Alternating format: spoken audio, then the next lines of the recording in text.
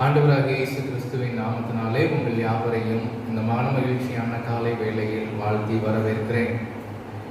திருத்துவ திருநாளுக்கு பின்வரும் 8ஆம் ஞாயிற்றுக்கிழமையில் யாவரும் இணைந்து ஆண்டவர் ஆராதிக்க கொடுத்திருக்கிற இந்த நிலையை நினைத்து உள்ளத்தின் ஆழத்திலிருந்து அவரை துதிக்கிறேன். இந்த ஆராதனை ஆரம்பமாக நாம் யாவரும் தலைகளை தாழ்த்தி ஜெபம் செய்வோம். சர்வ வல்லமையும் மிகுந்த இரக்கமுள்ள பிதாவே, இந்த மன மகிழ்ச்சியான ஓய்வு நாள் காலையில் எங்களை கூட்டி சேர்த்திருக்கிறேன், நன்றி செலுத்துகிறோம். நேற்றைய தினத்தில் ஆண்டவரே, ஆகஸ்ட் மாதத்தின் 1ஆம் நாளை காணத்தக்க கிருபைகளை தந்து ஆண்டவரே, கடந்த 7 மாதங்களையும் மகிழ்ச்சியோடும் சந்தோஷத்தோடும் கழிக்கத்தக்க கிருபைகளை தந்து அநேக சூழ்நிலைகள் ஏற்ற தாழ்வினாலும் ஆண்டவரே எங்களை ஒரு நாள் கூட விட்டு விலகாமல் கைவிடாமல் காத்து எங்களை ஆதரித்து வழி நடத்தி இந்நாள் வரைக்கும் சுகபத்திரமாய் வழி நடத்தி இருக்கிற கர்த்தர் இனி வருகிற நாட்களிலும் எங்களை ஆசீர்வாதமாய் வழி நடத்தும். இந்த ஆராதனை முழுவதை நாங்கள் உடைய கரத்தில் அர்ப்பணிக்கிறோம். எங்களுடைய ஆவி, ஆத்மா, சரீரம் எல்லாவற்றையும் நீர் அங்கீகரித்து ஆண்டவரை முற்றிலும் நீர் பொறுப்பெடுத்து ஆளுகை செய்து ஆண்டவரே, இந்த ஞாயிற்றுக்கிழமை ஓய்வு நாள் மாத்திரமல்ல, இனி உயிரோடு இருக்கிற நாளெல்லாம் பரிசுத்தத்தை காத்து கொள்ளுகிறவர்களாய், மறுரூபத்தை ஆண்டவரே எங்க வாழ்க்கையில கொண்டவர்களாய், ஒவ்வொரு நாளும் உம்முடைய ரூபத்தின்படி உம்முடைய சாயலின்படி செய்கிறவர்களாய் எங்களை நிலைநிறுத்தும்படியாக உடைய கரத்தில் அர்ப்பணிக்கிறோம். நீர் ஆளுகை செய்யும், பொறுப்பெடுத்துக் கொள்ளும். எல்லா துதிகளை மகிமையும் ஒருவருக்கே மாத்திரம் செலுத்துகிறோம். இயேசு கிறிஸ்துவின் நாமத்தான ஜெபிக்கிறோம் நல்ல பிதாவே, ஆமென்.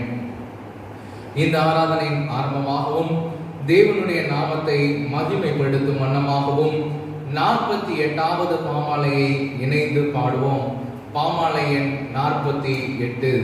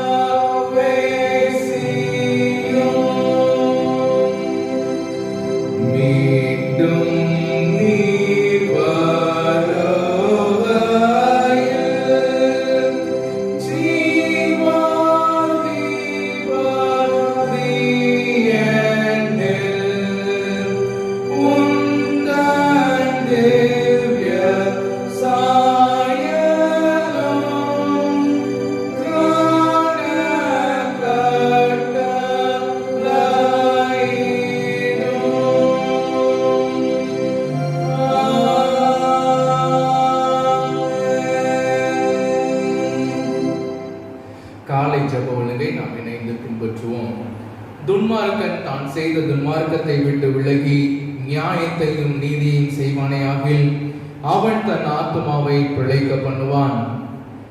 தேவனுக்கு ஏற்கும் வழிகள் நொறுங்குண்ட ஆவிதான். தேவனே, நொறுங்குண்டதும் நறுங்குண்டதுமான இருதயத்தை நீர் புறக்கணியீர். கர்த்தாவே, என்னை தண்டியும், ஆனாலும் நான் அவமாய் போகாதபடிக்கு உம்முடைய கோபத்தினாலே அல்ல, மட்டாய் தண்டியும். மனம் திரும்புங்கள், பரலோக ராஜ்யம் சமீபித்திருக்கிறது. நமக்கு பாவம் இல்லை என்போமானால் நம்மை நாமே வஞ்சிக்கிறவர்களாய் இருப்போம், சத்தியம் நமக்குள் இராது. நம்முடைய பாவங்களை நாம் அறிக்கையிட்டால் பாவங்களை நமக்கு மன்னித்து எல்லா அநியாயத்தையும் நீக்கி நம்மை சுத்திகரிப்பதற்கு கர்த்தர் உண்மையும் நீதியும் உள்ளவராய் இருக்கிறார். பிரியமான சபையாரே, நம்முடைய பரமபிதாவாகிய சர்வ வல்லமையுள்ள தேவன் அவருடைய அளவில்லாத தயவினாலும் இரக்கத்தினாலும் பாவ மன்னிப்பை பெறுவதற்காக நாம் செய்த பலவிதமான பாவங்களையும் அக்கிரமங்களையும் அவர் சந்நிதியில் மாயமாய் மறைத்துக் கொள்ளாமல் பணிவும் தாழ்மையும் துக்கமும் கீழ்ப்படிதலும் உள்ள இருதயத்தோட அறிக்கையிட வேத வசனம் பற்பல வாக்கியங்களில் நம்மை ஏவுகிறது. நாம் எக்காலத்திலும் தேவனுக்கு முன்பாக நம்முடைய பாவங்களை மனத்தாழ்மையை அறிக்கையிட வேண்டுவதுமன்றி அவருடைய திருக்கரங்களினாலே நாம் பெற்றுக்கொண்ட மேன்மையான உபகாரங்களுக்காக ஸ்தோத்திரம் செலுத்தவும் மிகவும் சிறந்த அவருடைய புகழை பிரஸ்தாபம் பண்ணவும், ஆண்டவரே அவர் தந்திருக்கிற திருக்கரங்களினாலே நாம் பெற்றுக்கொண்ட மேன்மையான உபகாரங்களுக்காக ஸ்தோத்திரம் செலுத்தவும் மிகவும் சிறந்த அவருடைய புகழை பிரஸ்தாபம் பண்ணவும், அவருடைய மகா பரிசுத்த வசனத்தை கேட்கவும், நம்முடைய சரீரத்துக்கும் ஆத்மாவுக்கும் தேவையான வேலைக்காக வேண்டிக் கொள்ளவும் நாம் கூடி வந்திருக்கிற தருணத்திலே பாவங்களை அறிக்கையிடுவது நமது விசேஷித்த கடமையாக இருக்கிறது. ஆகையால் இங்கே இருக்கிற நாம் யாவரும் சுத்த இருதயத்தோடும் தாழ்ந்த சத்தத்தோடும் பரம கிருபாசன தண்டையில் என்னோட கூட சேர்ந்து நான் சொல்லுகிற பிரகாரம் சொல்ல உங்களை வேண்டிக் கொள்ளுகிறேன். சர்வ வல்லமையும் மிகுந்த இரக்கமுள்ள பிதாவே,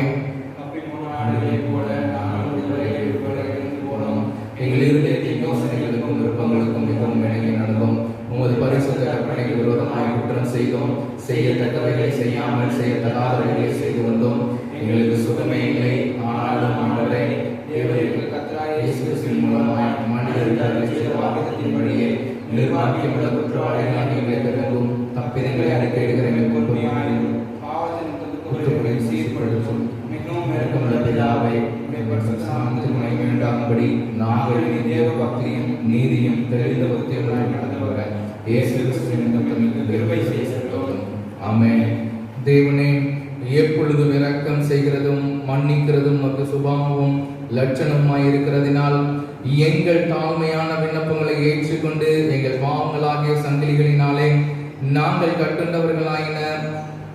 ஆயினும் உருக்கமான உமது மிகுந்த இரக்கத்தினாலே எங்களை கட்டவிழ்த்து விடுதலையாக்க வேண்டும் என்று எங்கள் மத்தியஸ்தரும் எங்கள் காரியகத்தரும் எங்களுக்காக பரிந்து பேசுகிறவருமாகிய இயேசு கிறிஸ்துவுக்கு மகிமை உண்டாக வேண்டிக் கொள்ளுகிறோம்.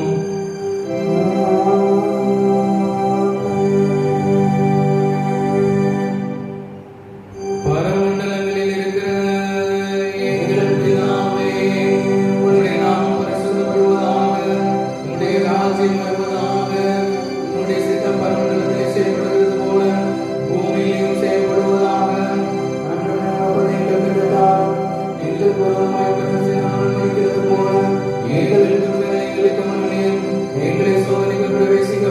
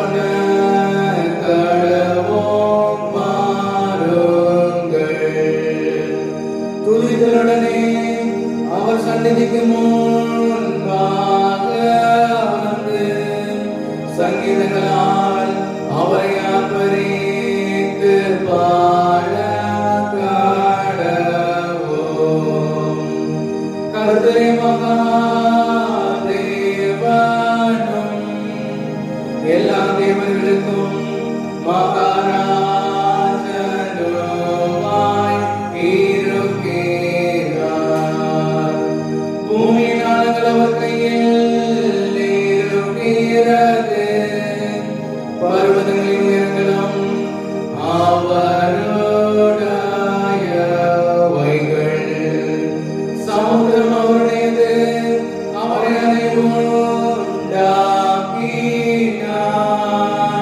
வெட்டாந்தரையும் அவருடைய கரம் உருவாக்கிற்று. நம்மை உண்டாக்கின கர்த்தருக்கு முன்பாக நாம் பணிந்து குனிந்து முழங்கால் படியிட கடவோம் வாருங்கள். அவர் நம்முடைய தேவன், நாம் அவர் மேய்ச்சல் ஜனங்களும் அவர் கைகளான ஆடுகளுமாமே. இன்று அவருடைய சத்தத்தை கேட்டீர்களாக. வனாந்திரத்தில் ஒவ்வொரு போதும் சோதனை நாளில் நடந்தது போல உங்களிலிருந்து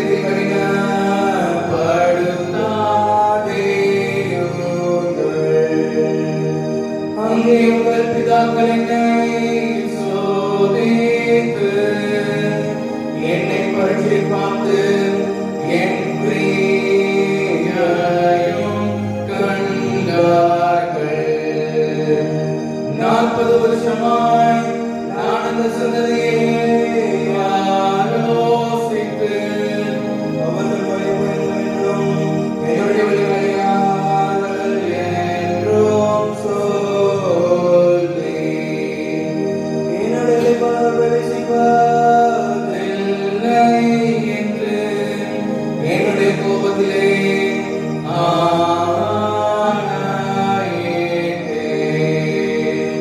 பிதாவுக்கும் குமாரனுக்கும் பரிசுத்த ஆவிக்கும்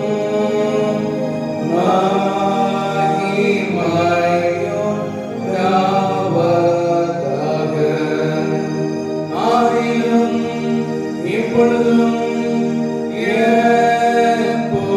எப்பொழுதுமான சதா காலங்களிலும் மகிமையுண்டாவதாக.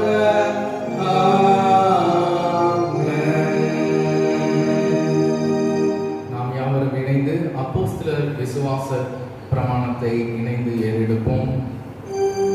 வானத்தையும் பூமியையும் படைத்த சர்வ வல்லமையுள்ள பிதாவாகிய தேவனை விசுவாசிக்கிறேன். அவருடைய ஒரே குமாரனாகிய நம்முடைய நாதர் இயேசு கிறிஸ்துவை விசுவாசிக்கிறேன். அவருடைய சுத்தமாயினாலே புண்ணிய பிரார்த்தனை காலத்தில் பாடுபட்டு சிலுவையில் அறைந்து மரித்து அடக்கம் பண்ணப்பட்டு பாதாளத்தில் இறங்கினார். 3ஆம் நாள் மரித்து விழுந்து எழுந்தார். பரமண்டலத்துக்கு சர்வ வல்லமையுள்ள பிதாவாகிய தேவனுடைய வல்லமையை வீற்றிருக்கிறார். அவரிடத்தில் இருந்து உயிரோரை மரித்தோரை உயிர்ப்பித்து வருவார். பரிசுத்தாவை விசுவாசிக்கிறேன். பொதுவாக இருக்கிற பரிசுத்த சபையும் பரிசுத்தவான்களுடைய ஐக்கியமும் பாவ மன்னிப்பும் சரீர உயிர்த்தெழுதலும் நித்திய ஜீவனுடன் விசுவாசிக்கிறேன்.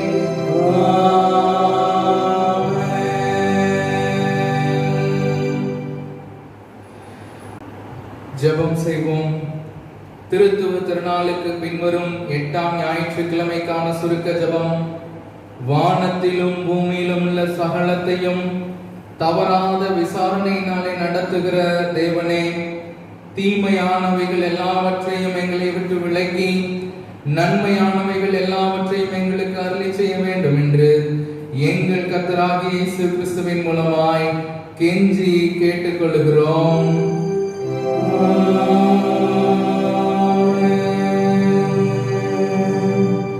கர்த்தர் மறுரூபமான திருநாளுக்கான சுருக்க ஜெபம். தேவனே, உமது ஒரே பேரான குமாரன் பாடுபடுவதற்கு முன் அவருடைய மகிமையை பரிசுத்த பர்வதத்தில் வெளிப்படுத்த சித்தம் கொண்டீரே. உமது அடியாராகிய நாங்கள் விசுவாசத்தினால் அவருடைய திருமுக பிரகாசத்தை தரிசித்து அதன் மூலமாய் சிலுவையை சுமக்க கிருபை பெற்று மகிமையின் மேல் மகிமை அடைந்து அவருடைய சாயலில் மறுரூபமாக அருள் புரிய வேண்டும் என்று அந்த இயேசு கிறிஸ்துவின் மூலமாய் வேண்டிக் கொள்ளுகிறோம்.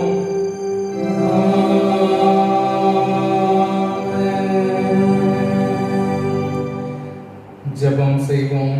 சர்வ வல்லமை மிகுந்த இரக்கமுள்ள பிதாவை, இந்த மனமகிழ்ச்சியான ஓய்வு நாளில் நம்முடைய பாதத்தில் அமர்ந்திருந்து ஜெபிக்க எங்களுக்கு நீர் கிருபை அளித்திருக்கிறீர். அதை நினைத்து நன்றி செலுத்துகிறோம், துதிக்கிறோம், மகிமைப்படுத்துகிறோம்.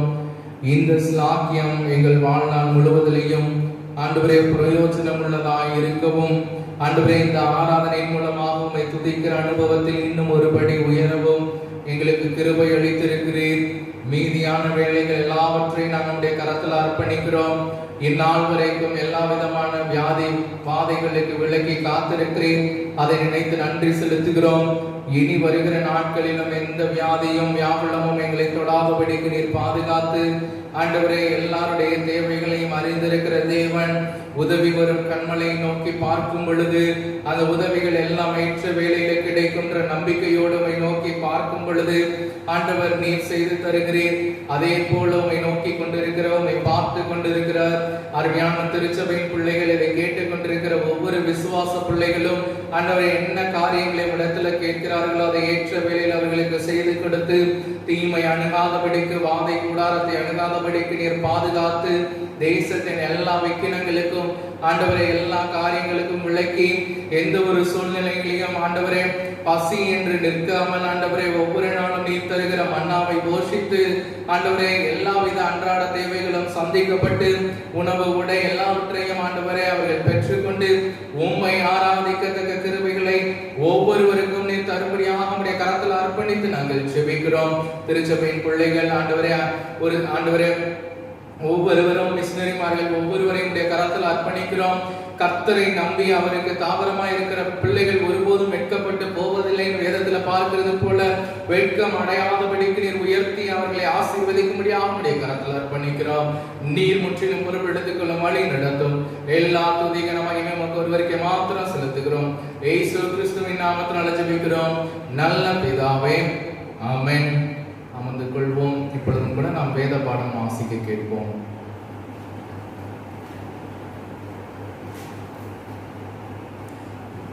வாசிக்க வேண்டிய வேத பாடம் மத்தேயு எழுதின சுவிசேஷம் 7ஆம் அதிகாரம் 15ஆம் வசனம் முதல் 21ஆம் வசனம் வரை. மத்தேயு எழுதின சுவிசேஷம் 7ஆம் அதிகாரம் 15 முதல் 21ஆம் வசனம் வரை. கள்ளத்தீர்க்கதரிசிகளுக்கு எச்சரிக்கையாக இருங்கள். அவர்கள் ஆட்டுத்தோலை போர்த்தி கொண்டு உங்களிடத்தில் வருவார்கள். உள்ளத்திலோ அவர்கள் பட்சிக்கிற உணர்வார்கள். அவர்களுடைய கனிகளினாலே அவர்களை அறிவீர்கள். முச்செடிகளில் திராட்சை பழங்களையும் முட்பூண்டுகளில் அத்தி பழங்களையும் பருகிறீர்களா? அப்படியே நல்ல மரம் எல்லாம் நல்ல கனிகளை கொடுக்கும், கெட்ட மரமோ கெட்ட கனிகளை கொடுக்கும். நல்ல மரம் கெட்ட கனிகளை கொடுக்க மாட்டாது, கெட்ட மரம் எல்லாம் நல்ல கனிகளை கொடுக்க மாட்டாது. நல்ல கனி கூடாத மரமெல்லாம் வெட்டுண்டு அக்கினியிலே போடப்படும். ஆதலால் அவர்களுடைய கனிகளினாலே அவர்களை அறிவீர்கள். பரலோகத்தில் இருக்கிற என் பிதாவின் சித்தத்தின்படி செய்கிறவனே பரலோக ராஜ்யத்தில் பிரவேசிப்பான. என்னை நோக்கி கர்த்தாவே கர்த்தாவே என்று சொல்லுகிறவன் அதில் பிரவேசிப்பதில்லை. வாசிக்க வேண்டிய வேத பாடம் வாசித்தது. கிறிஸ்துவுக்கே மகிமை உண்டாவதாக. ஆமென். ஆண்டவராகிய இயேசு கிறிஸ்துவின் நாமத்தினாலே உங்கள் யாவரையும் இந்த வேளையை வாழ்த்துகிறேன். ஆண்டவர் தந்திருக்கிற ஆசீர்வாதத்தை ஒவ்வொரு நாளும் நினைத்து அவரை துதிக்க வேண்டியது நம்முடைய கடமையாக இருக்கிறது. அவரை துதித்து பாடி ஒவ்வொரு நாளும் மகிமைப்படுத்தி அவரை ஆராதிக்கும் பொழுது நாம் அவருடைய நித்திய ராஜ்யத்திற்கு செல்லுகிற வேளையில் அவரோடு அவருக்கு முன்பாக இருந்து இரவும் பகலும் துதித்து கொண்டே இருக்கிற அனுபவத்தை நாம் ஒவ்வொரு நாளும் இந்த காலகட்டத்தில் வளர வேண்டியது நம்முடைய கடமை. ஒவ்வொரு நாளும் அவரை துதியுங்கள், அவருடைய ஆசீர்வாதத்தை பெற்றுக்கொள்ளுங்கள். துதிக்கிறவர்கள் மத்தியில் அவர் இருக்கிற தேவன், துதிகளின் மத்தியில் வாசமாயிருக்கிறவர். நாசியுள்ள சுவாசம் இல்லை யாவும் கர்த்தரை துதிப்பதாக வேதவசனம் சொல்லியிருக்கிறது. அவரை துதித்துக் கொண்டே இருங்கள். துதிக்கிறதின் மூலமாக வருகிற எல்லா ஆசீர்வாதத்தை பெற்றுக்கொள்ளுங்கள். இப்பொழுதும் கூட இன்றைய தினத்தில் வேதத்தின் ஆதாரமாக நாம் வேதத்தின் மூலமாக நாம் கற்றுக்கொள்வதற்கு முன்பாக ஒரு பாடலை பாடி தேவனுடைய நாமத்தை மகிமைப்படுத்துவோம். பாமாலைகளில் 156வது பாடல். பாமாலைகளில் 156வது பாடலை பாடி தேவனுடைய நாமத்தை மகிமைப்படுத்துவோம்.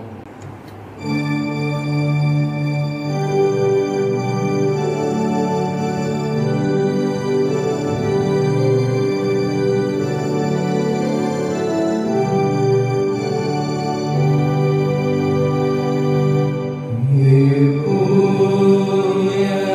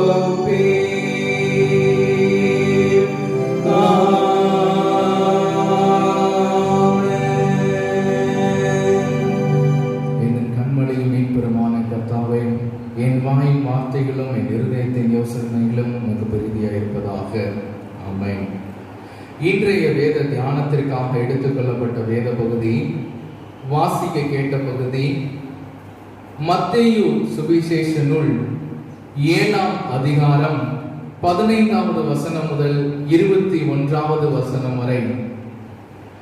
அப்போஸ்தலராகிய மத்தேயு எழுதின நிருபம், சுவிசேஷ வாக்கியம் 7வது அதிகாரத்தில் வாசிக்க கேட்ட பகுதி, அதன் கடைசி வசனம் 21வது வசனம். பரலோகத்தில் இருக்கிற என் பிதாவின் சித்தத்தின்படி செய்கிறவனே பரலோக ராஜ்யத்தில் பிரவேசிப்பானே அல்லாமல் என்னை நோக்கி கர்த்தாவே கர்த்தாவே என்று சொல்லுகிறவன் அதில் பிரவேசிப்பதில்லை. என்னை நோக்கி கர்த்தாவே கர்த்தாவே என்று சொல்லுகிறவன் அதில் பிரவேசிப்பதில்லை. சிந்தித்து பாருங்கள். இந்த வேத பகுதி கள்ள தீர்க்கதரிசிகளுக்கு எச்சரிக்கையாய் இருங்கள் என்று ஆரம்பித்து தொடர்ந்து இந்த பகுதி முழுவதும் வந்து இறுதியாக அவர் முடிக்கும் பொழுது சொல்லுகிறார், யார் பரலோக ராஜ்யத்திற்குள்ளாக செல்லுவார்கள்? அதாவது பிதாவினுடைய சித்தத்தின்படி செய்கிறவர்கள் பரலோக ராஜ்யத்திற்குள்ளாக செல்லுவார்கள். அல்லாமல் அவரை கர்த்தாவே கர்த்தாவே என்று கூப்பிடுகிறவர்கள் பரலோக ராஜ்யத்தில் செல்லுவதில்லை. இந்த வேத பகுதி நமக்கு கற்றுக் கொடுக்கிறது. ஒருவேளை வருகிற நாட்கள், வருகிற 6ஆம் தேதி மறுரூப திருநாள், நாம் எல்லாரும் நினைவு கூறுகிறோம். எதை நினைவு கூறுகிறோம்? அந்த திருநாளில் இயேசு கிறிஸ்து ஆனவர் மலையின் மீது ஏறி ஒரு குறிப்பிட்ட சில சீஷர்களோடு கூட சென்று அமர்ந்திருந்து ஜெபித்து அந்த தேவன் மறுரூபம் ஆகிறதையும் அவரோடு கூட இருவர் இறங்கி வந்து பேசுகிறதையும் நாம் நினைவு கூறுகிற நாளாக அது இருக்கிறது. நாம் இயேசு கிறிஸ்துவானவரையே ஒரு சாட்சியாக நாம் எடுத்துக்கொள்ளலாம். ஆண்டவருடைய, அதாவது பிதாவினுடைய சித்தத்தை செய்கிறவர்கள் யார் என்று நம்மை நிதானித்து பார்க்க இயேசு கிறிஸ்துவானவரையே நமக்கு முன்பாக வைக்க வேண்டும். ஒருவேளை சிந்தித்து பாருங்கள், வேதத்தில் வாசித்திருப்பீர்கள், இயேசு கிறிஸ்து வாழ்ந்த நாட்கள் முழுவதும் அவர் பிதாவின் சித்தத்தின்படியே அவர் வாழ்ந்தார். அதற்கு சான்றுகள் அநேகம் உண்டு. ஏனென்று பார்த்தோமே ஆனால் தேவனானவர், இயேசு கிறிஸ்துவானவர் 100% கடவுளாகவும் 100% மனிதனாகவும் இருந்தார். எந்த காலகட்டத்தில் எப்படி இருப்பது பிதாவின் சித்தமோ அந்த காலகட்டத்தில் அப்படி வாழ்ந்து வந்த மனிதன் யார்? இயேசு கிறிஸ்து. தேவகுமாரனாக, மனுஷகுமாரனாக அவர் அவருக்கு கொடுக்கப்பட்ட தேவனுடைய சித்தத்தை மாத்திரம் செய்து கொண்டு ஒவ்வொரு நாளும் கடந்து சென்றார். அதற்கு இந்த வேதம் சாட்சி, இந்த புதிய ஏற்பாட்டில் உள்ள சுவிசேஷ நூல்கள் சாட்சி. ஒருவேளை இன்னைக்கு நாம் எப்படி இருக்கிறோம்? தீர்க்க தரிசிகள் இன்னைக்கு நாட்களில் கள்ள தீர்க்க தரிசிகள் அதிகமாகிவிட்டார்கள் இல்லையா? யோசித்து பாருங்கள். எங்கிட்டு திரும்பினாலும் கள்ள தீர்க்க தரிசனம். ஒரு சிலரை தவிர மற்ற எல்லாரையும் பார்க்கும் பொழுது தேவனுக்கு விரோதமாக கள்ள தீர்க்க தரிசனங்களை உரைத்துக் கொண்டு சத்தியத்தை விற்றுவிட்டு அநேகர் கள்ளத்தனங்களை மாத்திரம், வேத புரட்டுகளை மாத்திரம் சொல்லிக் கொண்டிருக்கிற நாட்களில் நாம் வாழ்ந்து கொண்டிருக்கிறோம். இன்னும் குறிப்பாக சொல்ல போக வேண்டுமானால் கிருபை கிருபை கிருபைன்னு கிருபையை மாத்திரம் சொல்லிக்கொண்டு தேவனுடைய நீதியை விட்ட நாட்களாக இது இருக்கிறது. பிதாவானவர் என்னோடு கூட இருக்கிறார், அவர் தேவனாக இருக்கிறார் என்று சொல்லிவிட்டு குமாரனை மறுதலிக்கிற நாட்கள் இங்கு உண்டு. குமாரன் மாத்திரம் இந்த தேசத்திற்கு போதும், நம்முடைய உலகத்திற்கு போதும், பிதாவானவர் தேவையில்லை, நியாயப்பிரமாணமானது தேவையில்லை என்று சொல்லி ஒரு கூட்டம். இப்படி பார்த்தோமானால் உலகத்துல எங்கிட்டு திரும்பினாலும் கள்ள தீர்க்கதரிசிகளும் கள்ள போதகர்களும் வேதத்தை புரட்டி கூறுகிறவர்களுமாக நின்று கொண்டிருக்கிறார்கள். இந்த காலகட்ட சூழ்நிலையில் நாமும் அநேகர் அதே போல அவருடைய சித்தத்தை செய்யாமல், அவருடைய வாழ்க்கையில், நம்முடைய வாழ்க்கையில் அவர் என்ன செய்யணும்னு சித்தமா இருக்கிறாரோ பிதாவானவர், அந்த காரியத்தை செய்யாமல் இன்னைக்கு கர்த்தாவே கர்த்தாவே என்று அவரை நோக்கி பார்த்து கொண்டிருக்கிறோம். ஒருவேளை அப்படிப்பட்டவர்களாக நாம் இருந்தால் நம்ம பரலோக ராஜ்யத்திற்குள்ளாக நுழைய மாட்டோம் என்று இந்த வேத வசனம் நமக்கு கற்றுக் கொடுக்கிறது. ஒருவேளை யோசித்து பாருங்கள், மறுரூப மலையில் கூட ஆண்டவர் இயேசு கிறிஸ்து அவர் பிதாவின் சித்தம் என்ன என்று கேட்டு அறிந்து கொள்ள அந்த இடத்துல மறுரூபமாகிறார். அவருடைய சித்தம் என்ன, இனி வருகிற நாட்களில் இயேசு கிறிஸ்துவானவர் இந்த பூமியில் வாழ்கிற மீத நாட்களில் என்ன காரியங்கள் சம்பவிக்க போகிறது, அதை ஆண்டவர் இவருக்கு வெளிப்படுத்துகிற வண்ணமாக அந்த இடத்துல மறுரூபமாக்கப்பட்டு நிற்கிறார். ஒருவேளை அவருடைய எல்லா சூழ்நிலையிலையும் பிதாவின் சித்தத்தை அறிந்தே அவர் வாழ்க்கையில் செய்து கொண்டு வந்து கொண்டிருந்திருக்கிறார். ஒருவேளை அவரை அடிச்சுவடாக கொண்டிருக்கிற நாம் பிதாவின் சித்தத்திற்கு நம்மை ஒப்பு கொடுத்திருக்கிறோமா? ஒருவேளை சிந்தித்து பாருங்கள், அவருடைய சித்தம் என்னது? நம்ம அநேக நேரத்தில் அந்த வசனத்தை தியானித்திருக்கிறோம். பரிசுத்தமாக வேண்டும் என்பதே உங்களை குறித்த தேவனுடைய சித்தமாக இருக்கிறது வேதத்தில் தெசலோனிக்கேயர் புத்தகத்துல வாசிக்கிறோம். இன்னைக்கு அந்த சித்தம், தேவனுடைய சித்தம், பரிசுத்தம் என்கிற ஒரு சித்தம் நம்முடைய வாழ்க்கையில் இருக்கிறதா? இல்லை நாமும் அந்த வேத புரட்டர்களை போல, கள்ள தீர்க்கதரிசிகளை போல, இல்ல அவர்களை விசுவாசித்துக் கொண்டு தேவனை விட்டு அந்த பரிசுத்தத்தை விட்டு இன்னைக்கு பரிசுத்த குலைச்சலோடு நாம் நின்று கொண்டிருக்கிறோமா? பிரியமான சபையாரை, உங்கள் இருதயத்தை ஆராய்ந்து பாருங்களேன். ஒரு விசை உங்களுடைய இருதயத்தை ஆராய்ந்து பாருங்களேன். எத்தனை பேர் நம்முடைய பரிசுத்தத்தை இழந்து நிற்கிறோம்? எத்தனை பேர் மற்ற காரியங்களுக்கு இந்த வேத வசனம் நமக்கு கற்றுக் கொடுக்கிறது? மத்தேயு 7ஆம் அதிகாரத்துல அந்த 11வது வசனத்தை தொடர்ந்து வாசிக்கும் போது 16வது வசனத்தில் சொல்லப்பட்டிருக்கு, அவர்களுடைய கனிகளினாலே அவர்கள் அறியப்படுகிறார்கள். முட்செடிகளில் திராட்சை பழங்களையும் முட்பூண்டுகளில் அத்தி பழங்களையும் பறிக்கிறார்களா? அப்படியே நல்ல மரம் எல்லாம் நல்ல கனிகளை கொடுக்கும், கெட்ட மரமோ கெட்ட கனிகளை கொடுக்கும். ஒருவேளை நம்முடைய வாழ்க்கையில் என்ன கனிகளை நாம் கொடுத்து கொண்டிருக்கிறோம்? ஒருவரை ஒருவர் அன்போடு விசாரிக்கிறோமா? ஆவியின் கனிகள் நம்ம எல்லாருக்கும் தெரியும் தானே. ஒருவரோடு ஒருவர் அன்போடு விசாரிக்கிறோமா? அன்பு காட்டுகிறோமா? ஒருவரில் ஒருவர் தங்களுடைய சகோதரர்களிடத்தில் அன்பு காட்டுகிறோமா? அயலவரிடத்தில் அன்பு காட்டுகிறோமா? நம்மோடு கூட இருக்கிறவங்களிடத்தில் அன்பு காட்டுகிறோமா? சிந்தித்து பாருங்கள். கொடுப்பீர்கள் ஆனால், அந்த அன்பை அவர்களுக்கு கொடுப்பீர்கள் ஆனால், நீங்கள் நல்ல கனிகளை கொடுக்கிற மரங்களாக இருக்கிறீர்கள். ஒருவேளை இன்னும் நம்முடைய வாழ்க்கையில் அநேக நேரத்துல சண்டைகளும் சச்சரவுகளும், நம்முடைய அயல் வீட்டுக்காரர்களோட சண்டை, எதிர் வீட்டுக்காரர்களோட சண்டைன்னு சொல்லி ஓடிக்கொண்டு இருக்கிறோமா? நீங்க கெட்ட கனிகளை கொடுக்கிற மரங்களாக இருக்கிறீர்கள்.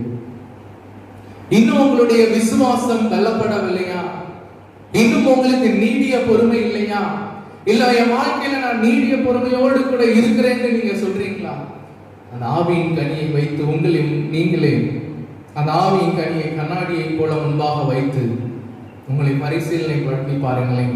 எத்தனை கனிகள் உங்களுடைய வாழ்க்கையில் இருக்கிறது, எத்தனை கனிகள் உங்களுடைய வாழ்க்கையில் இல்லை என்பது உங்களுக்கும் ஆண்டவருக்கும் மாத்திரமே அது தெரியும். ஒருவேளை நீங்கள் அந்த நல்ல கனிகளை கொடுக்கிறவர்களாக இருப்பீங்கன்னா, அன்பு உங்களிடத்துல இருந்தா, சாந்தம் உங்களிடத்துல இருந்தா, நீடிய பொறுமை, தயவு, எல்லா காரியங்களும் உங்களிடத்துல இருந்துச்சுன்னா நிச்சயமா உங்களுக்கு பரலோக ராஜ்யம். நீங்க பிதாவின் சித்தத்தை செய்கிறவர்கள், நீங்க பரிசுத்தம் உள்ளவர்கள். ஒருவேளை அதுல எதுவுமே இல்லையா, இன்னைக்கு ஆண்டவரிடத்துல ஒப்புக்கொடுங்க. ஆண்டவரே, உம்முடைய சித்தத்தை செய்ய, அந்த நல்ல கனிகளை கொடுக்க, உங்களுடைய பரிசுத்தத்தை நாங்க கை கொள்ள, அதன்படி வாழ, அந்த சித்தத்தை பிடித்து கொள்ள எங்களுக்கு நீங்க கிருபை தாங்க ஆண்டவரேன்னு சொல்லி ஒப்பு கொடுப்பீங்களா? எப்பெல்லாம் சித்தம்னு யோசிக்கிறோமோ அப்பெல்லாம் நம்முடைய வாழ்க்கையில நினைவு கூறுகிற ஒரு மனிதர் அப்போஸ்தலனாகிய பவுல், அவர் சவுலாக வாழ்ந்த நாட்கள் எப்படி இருந்ததோ அது நமக்கு முற்றிலும் மாறானது. ஆனால் எப்பொழுது ஆண்டவரை சந்தித்தாரோ, சந்தித்த மாத்திரத்தில் அவருடைய நாவிலிருந்து சொன்னார், கர்த்தாவே, நான் என்ன செய்ய சித்தமாய் இருக்கிறேன்னு சொல்லி ஒப்பு கொடுத்தாரே.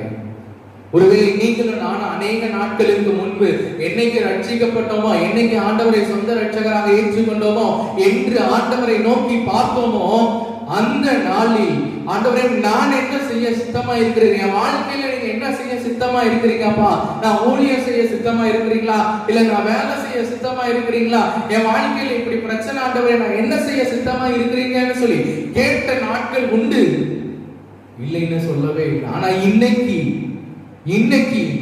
நாம் அப்படி இருக்கிறோமா?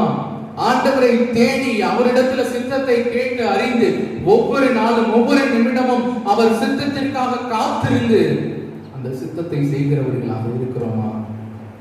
இந்த வேத வசனம் நமக்கு தெளிவாக கற்றுக் கொடுக்கிறது. பரலோகத்தில் இருக்கிற என் பிதா அவருடைய சித்தத்தின்படி யாரெல்லாம் செய்கிறாங்களோ அவங்களுக்கு பரலோக ராஜ்யத்தில் பிரவேசிக்கும் அந்த ஸ்லாக்கியம் உண்டு. அப்படி சித்தத்தை செய்யாம அநேகர் அவருடைய வாழ்க்கையில சித்தத்தை செய்யாதவர்களா, ஆனா ஒவ்வொரு நாளும் வெறுமனையாக வாழ்க்கையில் அவரை துதித்து பாடுகிறோம், ஜெபிக்கிறோம்னு சொல்லி, கர்த்தாவே கர்த்தாவே கர்த்தாவே எனக்கு இதை செய்யுங்கன்னு சொல்லி மாத்திரம் கேட்கிறவர்களாக இருந்தோமே. ஆனால் ஆண்டவர் ஒரே வார்த்தையை சொல்லிடுவார், இவர்கள் பரலோகத்தில் பிரவேசிப்பதில்லை. ஆண்டவருடைய சித்தத்தை செய்யாமல் உங்க வாழ்க்கையில ஆண்டவர் என்ன வைத்திருக்கிறாரோ அந்த நோக்கத்தையும் அந்த சித்தத்தையும் அந்த லக்கையும் நோக்கி நீங்க ஓடாம ஒருவர் கூட பரலோக ராஜ்யத்திற்கெல்லாம் நுழைய முடியாது. அவர் அதற்காக தான் அன்னைக்கு சிலுவையை ஏற்றுக்கொண்டார். பிதாவின் சித்தம் என்னது?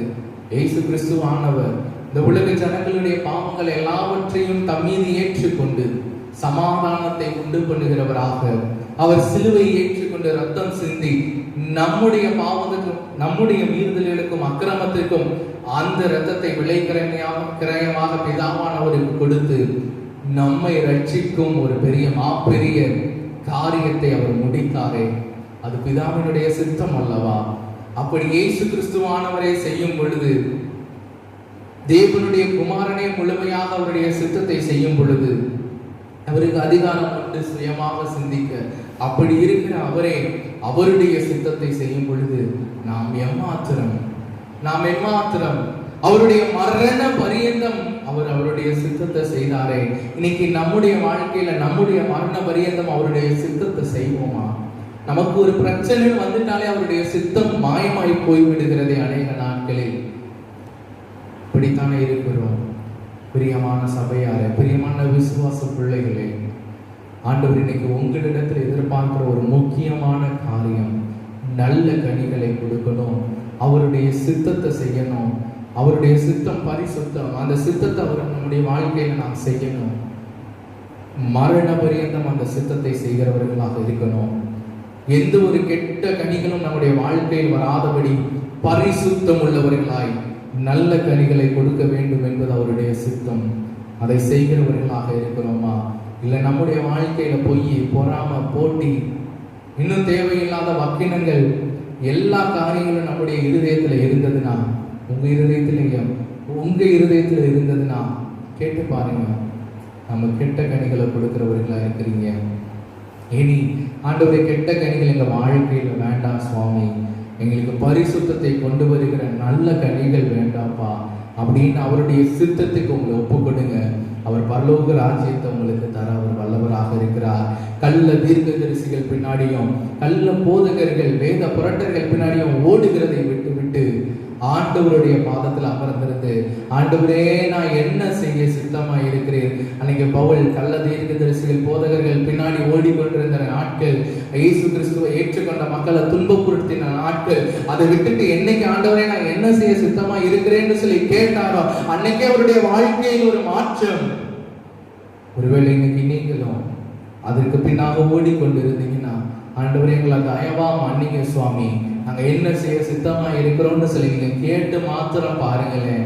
ஆண்டவர் உங்க வாழ்க்கைய ஒரு ஒளிமயமான வாழ்க்கையா, பரலோகத்தை சுதந்திரித்துக் கொள்ளத்தக்க வாழ்க்கையா, பரிசுத்தமுள்ள ஒரு வாழ்க்கையா, நல்ல கனிகளை கொடுக்கிற ஒரு வாழ்க்கையா அவர் மாற்ற முடியும். அதற்கு நீங்களும் நானும் செய்ய வேண்டிய ஒரே காரியம், அவரிடத்துல ஒப்பு கொடுக்கணும். ஆண்டவரே, உங்களுடைய சித்தத்தை செய்ய நாங்க ஒப்பு கொடுக்கிறோம் அப்படின்னு சொல்லி ஒப்பு கொடுங்க. ஆண்டவர் பெரிய பெரிய காரியங்களை செய்வார். ஆமென். கண்களை மூடி ஜெபம் செய்வோம். நேற்றும் இன்றும் என்றும் மாறாத சர்வ வல்லமையுள்ள தேவனே, இந்நாள் வரைக்கும் சுகபத்திரமாய் ஆரோக்கியமாய் வழி நடத்தி வந்த எங்கள் கர்த்தாவே, உம்முடைய வார்த்தையினால் எங்களை நிரப்பி இருக்கிறீர். உம்முடைய அப்பத்தினால எங்களை போஷித்து இருக்கிறீர். அதை நினைத்து நன்றி செலுத்துகிறோம். இந்த வார்த்தைகள் ஒன்றும் வீணாய் போகாதபடிக்கு 30, 60, 100 பலன்களை தரட்டும். நாங்கள் எங்கள் வாழ்க்கையில் இதுவரைக்கும் உடைய சித்தத்தை ஆண்டவரை செய்யாமல் பரிசுத்தத்தை குலைச்சல் உள்ளவர்களாக இருந்திருந்தோம்னா தயவாய் மன்னித்து நல்ல கனிகளை கொடுக்கிற நல்ல மரங்களை போல ஆண்டவரே ஒவ்வொரு நாளும் பரிசுத்தத்தை காத்துக்கொண்டு உம்முடைய சித்தத்தை செய்கிறவர்களாய், அதனால் பரலோக ராஜ்யத்தை சுதந்திரித்துக் கொள்கிறவர்களாய் இருக்கத்தக்க கிருபைகளை தாங்க ஆண்டவரே. இன்னும் எங்க வாழ்க்கையில சித்தத்தை செய்யாமல் கர்த்தாவே கர்த்தாவேன்னு சொல்லி மாத்திரம் எங்க நாவனால மாத்திரம் கூப்பிட்டு கொண்டு இருந்தோம்னா எங்களை தயவா மன்னித்து இனி வருகிற நாட்கள் உடைய சித்தத்தை செய்யத்தக்க கிருபைகளை எங்களுக்கு தாங்க. முற்றுமுடிய பொறுப்படுத்திக் கொள்ளுங்க, வழி நடத்துங்க. இயேசு கிறிஸ்துவின் நாமத்தினால ஜெபிக்கிறோம் நல்ல பிதாவே, ஆமென். நம்முடைய ஆண்டவராகிய இயேசு கிறிஸ்துவினுடைய கிருபையும் பிதாவாகிய தேவனுடைய அன்பும் பரிசுத்த ஆவியானவருடைய ஐக்கியம் சமாதான பாதுகாவல் நம் அனைவரோடும் கூட இன்றும் என்றும் சதா காலங்களிலும் தங்கி தரித்திருப்பதாக.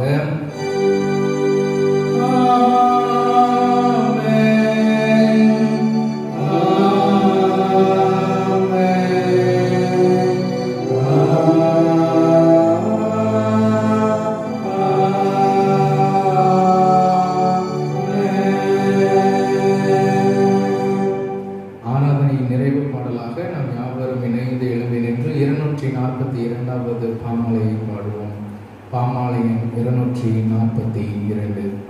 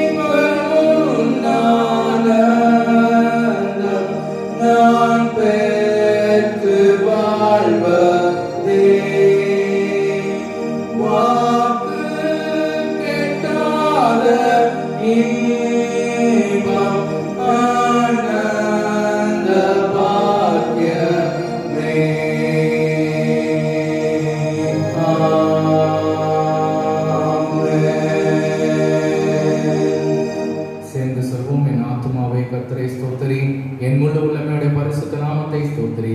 என் ஆத்துமாவே கர்த்தரை ஸ்தோத்திரி, அவர் செய்த சகல நன்மைகளையும் மறவாதே. ஆமென். கர்த்தர் உங்களோடு இருப்பாராக.